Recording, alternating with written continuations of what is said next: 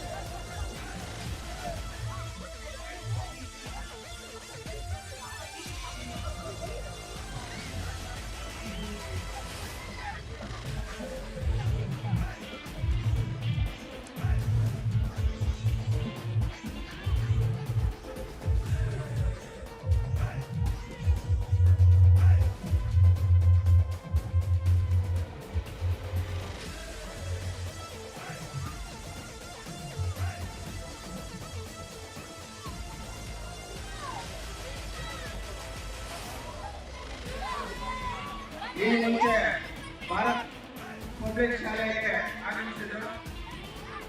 ಅವರಿಗೆ ಒಂದು ಹೃದಯದ ಸ್ವಾಗತವನ್ನ ಕೋರಿ ಈ ವೇದಿಕೆಗೆ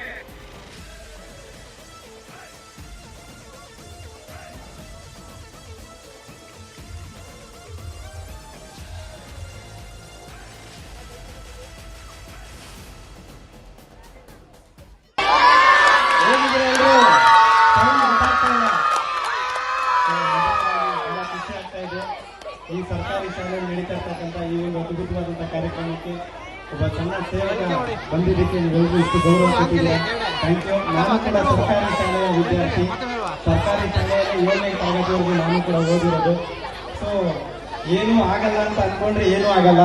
ಇವತ್ತು ಸರ್ಕಾರಿ ಶಾಲೆ ವಿದ್ಯಾರ್ಥಿ, ಒಂದು ಸರ್ಕಾರಿ ಶಾಲೆಯಲ್ಲಿ ಓದಂತ ವಿದ್ಯಾರ್ಥಿ ಇವತ್ತು 150-160 ಜನ ಬೀದಿಯಲ್ಲಿ ಮಲಗುವ ಅನಾಥ ವ್ಯಕ್ತಿಗಳಿಗೆ ಆಶ್ರಯ ಕೊಟ್ಟಿದ್ದಾರೆ ಅಂದ್ರೆ ಅದು ಸರ್ಕಾರಿ ಶಾಲೆಗಿರುವಂತ ಒಂದು ತಾಕತ್ತು, ಒಂದು ಪವರ್. ಯಾರು ಏನು ಬೇಕಾದ್ರೂ ಸಾಧನೆ ಮಾಡಬಹುದು.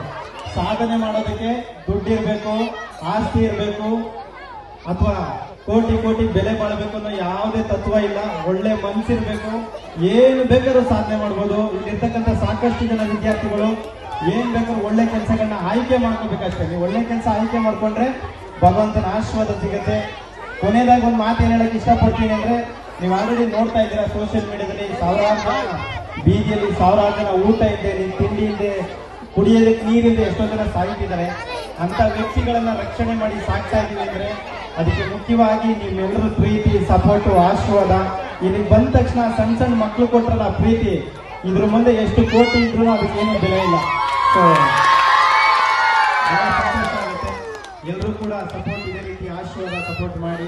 ಮುಖ್ಯವಾಗಿ ನಾನು ಚಂದನ ಎಲ್ಲಿದ್ದಾರೆ ಬನ್ನಿ ಅಣ್ಣ ಬಾಣಲ್ಲಿ ಈ ಕಾರ್ಯಕ್ರಮಕ್ಕೆ ಏನಾದ್ರೂ ಇವತ್ತು ಬಂದಿದ್ದೀನಿ, ವೇದಿಕೆ ಒಳಗೆ ನಿಂತಿದ್ದೀನಿ ಅಂದ್ರೆ ಅದಕ್ಕೆ ಚಂದನನ ಕಾರಣ. ಅವ್ರಿಗೊಂದ್ಸತಿ ಜೋರಾಗೊಂದ್ಸತಿ ಕ್ಲಾಸ್ ಮಾಡಿ. ಸೊ ಎಲ್ಲರೂ ಅನ್ಕೊಂತಾ ಇರ್ತೀರಾ ಏನಪ್ಪಾ ಯೋಗೇಶ್ 170 ಜನ 180 ಜನ ನೋಡ್ಕೊಳ್ತಿದ್ದಾನೆ ಅಂತ ಹೇಳ್ತಿದ್ದೀರಲ್ಲ. ಪಾಪ ಯೋಗೇಶ್ಗೆ ಇಷ್ಟೊಂದು ಹಣ ಎಲ್ಲಿಂದ ಬರುತ್ತೆ? ಸರ್ಕಾರ ಜಾಗ ಕೊಟ್ಟಿದ್ಯಾ ಅಥವಾ ಸರ್ಕಾರ ಸಪೋರ್ಟ್ ಮಾಡ್ತಾ ಇದೆಯಾ? ಖಂಡಿತವಾಗ್ಲೂ ಇಲ್ಲ ಅಣ್ಣ. ಎಲ್ಲ ನಿಮ್ಮೆಲ್ಲರೂ ಪ್ರೀತಿ, ಸಪೋರ್ಟು, ಆಶೀರ್ವಾದ. ನೀವು ಕೊಟ್ಟಂತ ಪ್ರೀತಿಗೆ ಇವತ್ತು 170-200 ಜನ ನೋಡ್ಕೊಳ್ಳುವಂತ ಶಕ್ತಿ ನಮಗೆ ಬಂದಿದೆ. ಎಲ್ಲರೂ ದಯವಿಟ್ಟು ತಂದೆ ತಾಯಿದಿರ್ನ ಆಚೆ ಹಾಕ್ದಂಗೆ ನೋಡ್ಕೊಳ್ಳಿ. ನಿಜವಾಗ್ಲೂ ಹೇಳ್ಬೇಕಂದ್ರೆ ಸರ್ಕಾರಿ ಶಾಲೆಯಲ್ಲಿ ಓದಂತ ಮಕ್ಳು ಯಾರು ಕೂಡ ಆಚೆ ಹಾಕಲ್ಲ ನನಗನಿಸಿರೋ ಪ್ರಕಾರ. ಯಾಕಂದ್ರೆ ನಾನೊಬ್ಬ ಸರ್ಕಾರಿ ಶಾಲೆಯಲ್ಲಿ ಓದಂತ ವಿದ್ಯಾರ್ಥಿಯಾಗಿ ನಾನು ಅನುಭವದ ಪ್ರಕಾರ ಹೇಳ್ತಾ ಇದ್ದೀನಿ. ಸರ್ಕಾರ ಶಾಲೆಯಲ್ಲಿ ಓದಂತ ಮಕ್ಕಳು ಯಾರು ಕೂಡ ತಂದೆ ತಾಯಿನ ಆಚೆ ಹಾಕ್ದಂಗೆ ನೋಡ್ಕೊಳ್ತಾರೆ.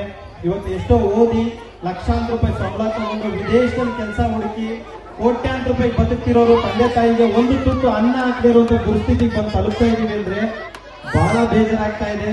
ಈ ದೇಶ ಏನಾದ್ರೂ ಹಾಳಾಗ್ತಾ ಇದೆ, ಈ ರಾಜ್ಯ ಹಾಳಾಗ್ತಾ ಇದೆ ಅಂದ್ರೆ ದಡ್ರಿಂದ ಅಂತ ಅಲ್ಲ, ಅವಿದ್ಯಾವಂತರಿಂದ ಅಂತೂ ಖಂಡಿತ ಅಲ್ಲ, ವಿದ್ಯಾವಂತರಿಂದ ಅಂತ ನಾನು ಹೇಳಕ್ ಇಷ್ಟಪಡ್ತೀನಿ. ವಿದ್ಯೆ ಪ್ರತಿಯೊಬ್ಬರಿಗೂ ಬೇಕು. ವಿದ್ಯೆ ಯಾವ್ದಕ್ ಬೇಕಪ್ಪ ಅಂದ್ರೆ ವಿದ್ಯೆ ಜೊತೆಗೆ ಸಂಸ್ಕಾರನೂ ಕೂಡ ಇರಬೇಕು. ಅವಾಗ ನಿಜವಾಗ್ಲೂ ವಿದ್ಯೆಗೆ ಒಂದು ಗೌರವ ಸಿಗುತ್ತೆ. ನಾನು ಹೇಳೋದೇನಪ್ಪ ಅಂದ್ರೆ ಪ್ರತಿಯೊಬ್ರು ಓದಬಾರ್ದು, ಶಾಲೆಗೆ ಹೋಗ್ಬಾರ್ದು ಅಥವಾ ನೀವು ಜಾಸ್ತಿ ಕಲಿಬಾರ್ದು ಅಂತಲ್ಲ. ವಿದ್ಯೆ ಕಲಿಯೋದ್ರ ಜೊತೆಗೆ ಸಂಸ್ಕಾರ ಅನ್ನೋದನ್ನು ಕೂಡ ಬೆಳೆಸ್ಕೋಬೇಕು. ಗುರು ಹಿರಿಯರಿಗೆ ಗೌರವ ಕೊಡಬೇಕು, ತಂದೆ ತಾಯಿಗೆ ಪ್ರೀತಿ ಕೊಡಬೇಕು. ಕೊನೆಗಾಲದಲ್ಲಿ ಈ ರಾಜ್ಯ, ಈ ದೇಶ ಮೆಚ್ಚ ಮಗ ಆಗದಿದ್ರೂ ಪರವಾಗಿಲ್ಲ, ತಂದೆ ತಾಯಿಗೆ ನೋವು ಕೊಡುವಂತ ಮಕ್ಕಳು ಯಾವುದೇ ಕಾರಣಕ್ಕೂ ನಾವುಗಳಾಗಬಾರ್ದು. ಸೊ ದಯವಿಟ್ಟು ಎಲ್ಲರೂ ಕೂಡ ಸಪೋರ್ಟ್ ಮಾಡಿ. ನಾವು ಮಾಡೋ ಕೆಲಸ ನಾವು ಮಾಡೋ ಕೆಲಸ ಎಷ್ಟು ಜನ ಮಕ್ಳು ನೋಡ್ತಾ ಇದ್ದೀರಣ್ಣ? ಎಷ್ಟು ಜನ ಮಕ್ಳು ನೋಡ್ತಾ ಇದ್ದೀರಾ? ಎಲ್ಲರೂ ನೋಡ್ತಾ ಇದ್ದೀರಾ? ಎಷ್ಟು ಜನಕ್ಕೆ ಇಷ್ಟ ಆಗ್ತಿದೆ? ದಯವಿಟ್ಟು ಜೋರಾಗಿ ಒಂದ್ಸತಿ ಕಿರ್ಚ್ಬೇಕು ನೋಡೋಣ. ಗೊತ್ತಾಗ್ತಿದೆ ನಾವು ಮಾಡೋ ಕೆಲಸ ಎಷ್ಟು ಶಕ್ತಿ ಇದೆ. ನಿಮ್ಮೆಲ್ಲರೂ ಪ್ರೀತಿ, ಆಶೀರ್ವಾದ. ಮಕ್ಕಳೇ ದೇವ್ರ ಸಮಾನ. ನಾನು ದೊಡ್ಡವ್ರನ್ನ ಅಷ್ಟು ಸುಲಭವಾಗಿ ನಂಬಲ್ಲ, ಭಯ ಜಾಸ್ತಿ ನನಗೆ. ಯಾಕಂದ್ರೆ ದೊಡ್ಡವರಲ್ಲಿ ಒಳ್ಳೇದ್ ಮಾಡೋದಕ್ಕಿಂತ ಕಾಲಿಳೆ ಕೆಲಸಗಳೇ ಜಾಸ್ತಿ ಮಾಡ್ತಾರೆ. ಆದ್ರೆ ಮುಗ್ಧ ಮಕ್ಕಳುಗಳು ಯಾರು ಆ ತರ ಅಲ್ಲ, ದೇವ್ರ ಸಮಾನರವರು. ಅವ್ರ ಆಶೀರ್ವಾದ ನಮ್ಗೆ ಸಿಗ್ತಾ ಇದೆ ಅಂದ್ರೆ ಖಂಡಿತವಾಗ್ಲೂ ಒಂದು ದಿನ ಇನ್ನೂ ಒಳ್ಳೆ ಕೆಲಸಗಳನ್ನ ಮಾಡುವಂತ ಪ್ರಯತ್ನ ಮಾಡ್ತೀವಿ. ಈಗ ಆಲ್ರೆಡಿ ವಯಸ್ಸಾಗಿರೋರನ್ನ ಕರ್ಕೊಂಡ್ಬಂದು ನೋಡ್ಕೊಳ್ತಾ ಇದ್ದೀವಿ. ಒಂದು 150-200 ಜನ ಇದ್ದಾರೆ. ಇನ್ನು ಮುಂದಿನ ಪ್ರಾಜೆಕ್ಟ್, ಮುಂದಿನ ವರ್ಷದಿಂದ ಯಾರು ಬೀದಿಯಲ್ಲಿ ಕಷ್ಟಪಡ್ತಿರ್ತಾರೆ, ತಂದೆ ತಾಯಿ ಮಕ್ಕಳನ್ನ ಓದಿಸೋದಕ್ಕಾಗದೆ ಕಷ್ಟಪಡ್ತಿರ್ತಾರೆ, ಅಂತ ವಿದ್ಯಾರ್ಥಿಗಳಿಗೆ ಉಚಿತ ಶಿಕ್ಷಣ ಕೊಡಬೇಕು ಅಂತ ಹೇಳಿ ಬರೋಬ್ಬರಿ ಒಂದು 5,000 ಜನ ವಿದ್ಯಾರ್ಥಿಗಳಿಗೆ ಅನುಕೂಲ ಆಗಬೇಕು. ಉಚಿತ ಶಿಕ್ಷಣ 1ರಿಂದ 10ನೇ ತರಗತಿಯವರೆಗೆ. ಫೀಸ್ ಇಲ್ಲ, ಫೀಸ್ ತಗೊಳ್ಳಲ್ಲ, ಬಟ್ಟೆಗೆ ದುಡ್ಡಿಲ್ಲ, ಬುಕ್ಸ್ ದುಡ್ಡಿಲ್ಲ. ಮಕ್ಕಳು ಓದಂತ ಆಸಕ್ತಿ ಇರಬೇಕು. ಕಷ್ಟದಲ್ಲಿರ್ತಕ್ಕಂಥ ಮಕ್ಕಳಿಗೆ ಉಚಿತ ಶಿಕ್ಷಣ ಕೊಡಬೇಕು ಅಂತೇಳಿ ಹೊಸದಾಗಿ ಒಂದು ಪ್ರಾಜೆಕ್ಟ್ ಮಾಡ್ತಾ ಇದ್ದೀವಿ.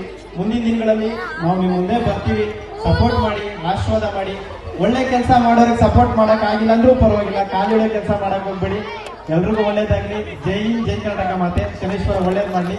ನನ್ನ ಜನಸ್ನೇಹಿ ತಂಡ ನನ್ನ ಸಿಹಿ ಕ್ಷಣಗಳನ್ನೆಲ್ಲ ಸೆರೆ ಹಿಡಿದು ಸಾಮಾಜಿಕ ಜಾಲತಾಣದಲ್ಲಿ ಹರಿಬಿಟ್ಟರು.